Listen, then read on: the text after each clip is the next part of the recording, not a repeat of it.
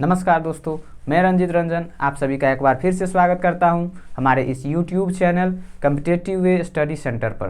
दोस्तों, हम प्रॉफिट और लॉस पढ़ रहे हैं। मैथ्स का एक बहुत ही शानदार चैप्टर है जो सारे एग्जाम में पूछा जाता है। इसमें कुछ क्लास पीछे हुआ है जिनका लिंक डिस्क्रिप्शन में दिया हुआ है, आप जाकर उस क्लास को जरूर देखिए, जिसमें हमने सारी बातें बताई हैं प्रॉफिट लॉस से, और कुछ टाइप भी हुआ है। ठीक है, आज हम उससे थोड़ा सा आगे बात करते हैं कि आज की क्लास में क्या क्या होगा। दोस्तों, आज की क्लास में आप एक टाइप देखे होइएगा, बहुत बार पूछा गया है ये टाइप कि अगर हम किसी वस्तु को इतने प्रतिशत के लाभ पर बेचते हैं, उसके बाद कहा जाता है, बेचने के बाद जो काम होता है कि अगर इतना कम में खरीदे होते, इतने ज़्यादा में बेचे होते तो हमें इतने का लाभ होता है, या फिर इतना ज़्यादा में हम खरीदे होते, इतना कम में बेचे होते तो इतना का हानि हो जाएगा। आपने देखा होगा ऐसा क्वेश्चन। तो इसी टाइप पे आज हम बात करेंगे। आज के क्लास को ध्यान से देखिएगा, इस टाइप के क्वेश्चन में आज के बाद आपको कोई प्रॉब्लम नहीं होगा। ठीक है दोस्तों, तो इस क्लास को जरूर लास्ट तक देखिएगा। चलिए शुरुआत करते हैं, एक क्वेश्चन लेते हैं और फिर हम उसी क्वेश्चन के थ्रू बातें करते चलेंगे कि कैसे कैसे इसमें और क्वेश्चन आगे बढ़ते जाता है, कैसे कैसे इसमें हमें क्वेश्चन में टाइप में लगाना होता है। ठीक है दोस्तों, चलिए क्या कह रहा है क्वेश्चन कि एक वस्तु को 10% के लाभ पर बेचा जाता है। ठीक है, यदि उसे 5% कम में खरीदा गया होता और 110 रुपया कम में बेचा गया होता तो फिर उसे 10% का लाभ होता। तो वस्तु का क्रय मूल्य क्या है? आपको क्या पूछ रहा है? वस्तु का क्रय मूल्य पूछ रहा है। ठीक है, पहले हमने बेचा है 10% के लाभ पर, फिर जाके हमने कहा कि अगर 5% कम में खरीदे होते और 10% का 110 रुपया कम में बेचे होते तो हमें क्या होता? 10% का लाभ होता। तो देखिए तो दोस्तों, कुछ नहीं करना है, इसमें वस्तु को हम क्या मान लेंगे? CP 100 मान लेंगे। अगर 100 का वस्तु रहा होगा, है ना, 10% लाभ पर बेचे हैं तो 110 में बेचे होंगे कि नहीं? अब क्या कहते हैं कि हमें 5% कम में खरीदा गया होता। तो दोस्तों 5% कम में जब खरीदेंगे, इसका मतलब वो 95 में खरीदे होंगे कि नहीं? उसके बाद कहते हैं कि नहीं, अब 110 रुपया कम में भी बेचा गया होता तो 10% का लाभ होता। ठीक है दोस्तों, जब 10% का लाभ आपको शुरू में तो हो ही रहा था, अब फिर से आप क्या कह रहे हैं कि 5% जब कम में खरीदे होते तो भी 110 रुपया कम में बेचते तो भी 10% का लाभ होता। तो यहाँ 95 में अगर खरीदे होते और 10% का आप लाभ चाहते हैं तो 95 का 10% कितना होगा दोस्तों? 9.5। यानी कि आप बेसिकली कितना लेना चाहते हैं? 114.5। इतना आप रुपया होता कि नहीं? लेकिन ये कब होता? जब आप 110 रुपये कम में बेचते। आप ध्यान से देखिएगा तो 110 से 114 पे आप कितना कम में बेच रहे हैं? सो बताइए। 5.5 है ना? अरे भाई 95 और 9 कितना होगा? 104 ही तो होगा भाई, 104.5 होगा। ठीक है, 114 नहीं होगा। तो फिर यहाँ से अगर हम देखेंगे तो कितना हो जाएगा? 5.5 यही होगा। 5.5 कम में, लेकिन आपने तो कहा कि हम 110 में बेचे हैं, कम में बेचेंगे तो 110 यहाँ लिख दीजिए। यानी इस 5.5 का ही वैल्यू कितना है? 110 है। तो यहाँ से अगर हम पॉइंट को हटाएंगे तो यहाँ पर एक जीरो और आ जाएगा। एक का वैल्यू का बात करेंगे तो कितना होगा? 55 दूना 110 यानी 20 हो जाएगा। ठीक है, आपको 100 का वैल्यू पूछा था कि वस्तु का क्रय मूल्य क्या है, तो 2 जीरो इधर 2 जीरो इधर, यानी कि इस वस्तु को 2000 रुपये में खरीदा गया होगा। समझ गए दोस्तों? वस्तु का CP कितना हो जाएगा? 2000। ठीक है, समझ में आया होगा। चलिए और क्वेश्चन लेते हैं। इस क्वेश्चन के बाद ऐसा नहीं कि यही क्वेश्चन है, और क्वेश्चन लेते हैं, देखते हैं अगला क्वेश्चन कैसा है। कह रहा है कि एक वस्तु को 20% लाभ पर बेचा जाता है, यदि उसे 10% कम में खरीदा गया होता और 330 रुपया कम में बेचा गया होता तो उसे 30% का लाभ होता। तो वस्तु का क्रय मूल्य ज्ञात कीजिए। अब क्या कहा? किसी वस्तु को उसने 20% के लाभ पर पहली बार में बेचा, है ना, लेकिन क्या करा कि अगर उसे हम 10% कम में खरीदते और 330 रुपया कम में बेचते तो भी हमें क्या होता? 30% का लाभ होता। देखिए दोस्तों, अगर 100 का वस्तु था, आपने 20% के लाभ पर बेचा था तो 120 होता। अब आप क्या कंडीशन लगा रहे हैं कि अगर हम इसे 10% कम में खरीदे होते, इसका मतलब 90 में आप खरीदे होते, 100 का 10% 10 90 में, तो आपको 30% का लाभ होता। 30% का लाभ यानी 90 का 30% कितना होगा दोस्तों? निकाल लेंगे, 2 जीरो से कट जाएगा तो 9 तिया 27, यानी कि कितना होगा? 27 होगा। ठीक है दोस्तों, निकाल लेंगे, आता है निकालने। हमने परसेंटेज, आप देख सकते हैं हमारे परसेंटेज चैप्टर हुआ है पढ़ाई, कैसे निकालते हैं। 90 का 30 लिख देंगे, नीचे 100 लिखेंगे, 0 से 0 0 से 0 कितना होगा? 9 तिया 27, है ना। ठीक है, यानी कि 27 रुपया आपको ज़्यादा होता तो 90 और 27 को जोड़ेंगे तो कितना होगा? 117, यही होगा।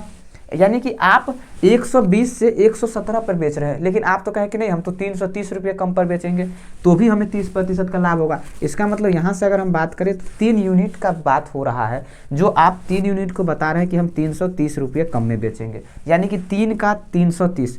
तो दोस्तों यहाँ से 1 का कितना आ जाएगा 110, और आपका कितना है क्रय मूल्य, आपने कितना माना है 100, तो 100 का कितना हो जाएगा 1100। और यही आपके क्वेश्चन का सही आंसर है।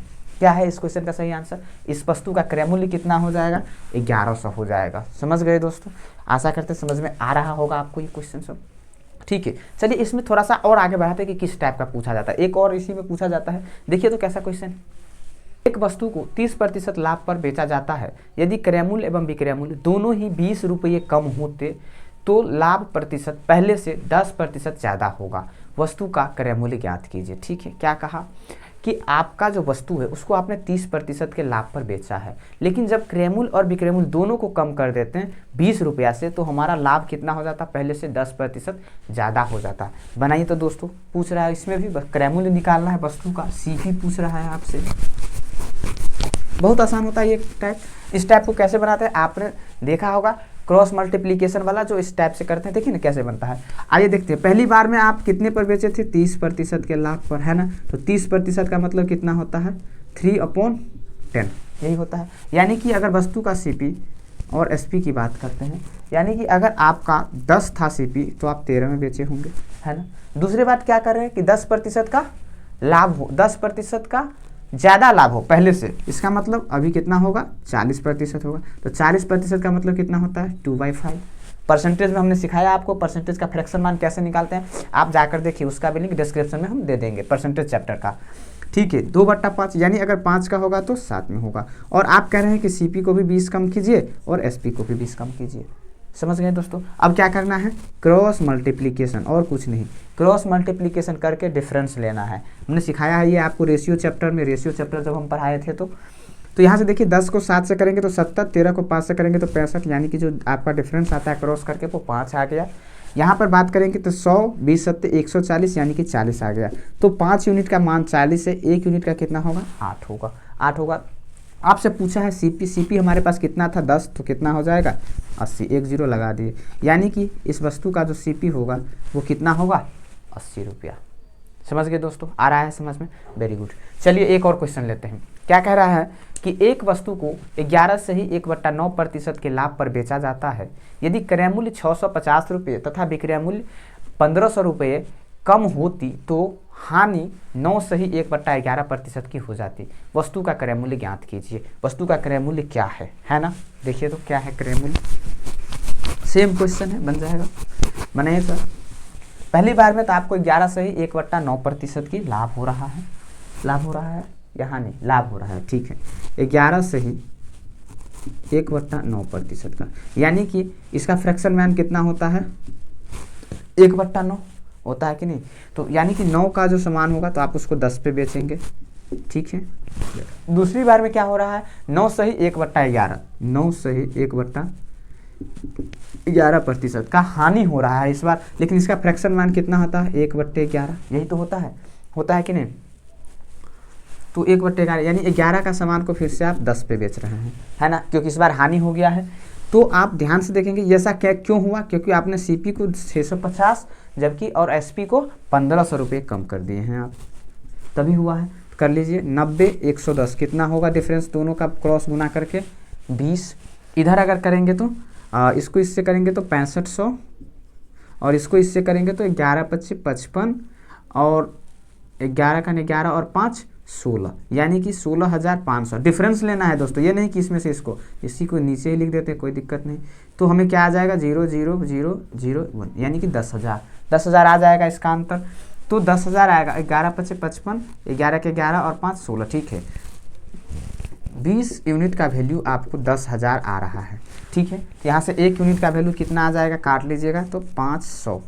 ठीक है, 500 आपसे पूछा किसका है, इसका, यानी कि 9 यूनिट का वैल्यू सीपी पूछा हुआ है ना, तो 9 यूनिट का क्या होगा 9 गुने 500 यानी कि 4500 इस क्वेश्चन का सही आंसर होगा। इस क्वेश्चन का जो क्रय मूल्य होगा वो कितना होगा 4500 होगा। समझ में आ रहा है दोस्तों? Very good. चलिए एक और क्वेश्चन लेते हैं और देखते हैं क्या है आज की क्लास का। ये लास्ट क्वेश्चन लेते हैं, उसके बाद आज की क्लास खत्म करेंगे। क्या कहा कि अगर एक गिफ्ट का विक्रय मूल्य छूट का 8 गुना है और छूट प्रतिशत एवं लाभ प्रतिशत बराबर है तो छूट और क्रय मूल्य का अनुपात क्या होगा।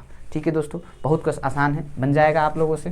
देखिएगा, कोशिश कीजिएगा, बनाइएगा और इस क्वेश्चन का आंसर आप हमें कमेंट बॉक्स में ज़रूर दीजिएगा और ये भी ज़रूर बताइएगा कमेंट करके कि आपको आज की क्लास कैसा लगा। दोस्तों इस क्लास को लाइक कीजिए, अपने दोस्तों में शेयर कीजिए ताकि आने वाले जो भी एग्ज़ाम है आप लोगों को ये क्लास बहुत हेल्प करेगा उस एग्ज़ाम में। ठीक है दोस्तों, अगर आप हमारे चैनल पर नए हैं तो इस चैनल को सब्सक्राइब कीजिए, सब्सक्राइब करके बेल आइकन को जरूर दबाइए ताकि जैसे ही इसका अगला टाइप और जो रीजनिंग की क्लासेस चल रही है, मैथ की क्लास चल रही है, बैक टू बैक क्लासेज आप लोगों के लिए चलाया जा रहा है, तो उस क्लास का नोटिफिकेशन के माध्यम से सबसे पहले आप तक वो क्लास पहुँचेगा। ठीक है दोस्तों, ठीक है, पढ़ते रहिए, अपना ख्याल रखिए, मिलते हैं अगले क्लास में।